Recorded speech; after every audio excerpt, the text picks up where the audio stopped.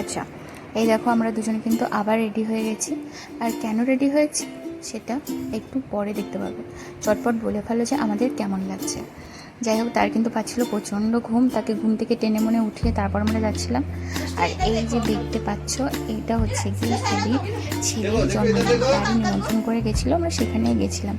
যেহেতু আমার হাজব্যান্ড বাড়িতে নেই, ডিউটি গেছে, কাল সকালে আসবে, তাই আমরা একাটাই চলে গেছিলাম। পাশের ঘরের এক ভাবি, তার ফ্যামিলি ছিল, সামনের ঘরের এক ভাবি আর তার ফ্যামিলিও সেখানে উপস্থিত ছিল। এই ব্যাস আমরা ওখানে গিয়ে বসলাম। আর এই যে সে একটা ভাবির কোলে বসে রয়েছে চুপ করে। তারপরে এই চারিদিকে হলো অনুষ্ঠান, কেক টেক কাটা হলো। তারপর আমরা ওখানে খাওয়া দাওয়া করলাম, আবার চলে আসলাম। আর খাওয়া দাওয়ার কী ছিল সেটা দেখাতে পারিনি, ভিডিও করতে পারিনি। খাওয়া দাওয়া ছিল হচ্ছে গিয়ে সিঙ্গারা, জিলিপি, তারপর হচ্ছে গিয়ে চানাচুর, তারপর হচ্ছে কেক, তারপর হচ্ছে মিষ্টি। এই ব্যাস, আজকের মতো এই ব্লগটা এখানেই শেষ।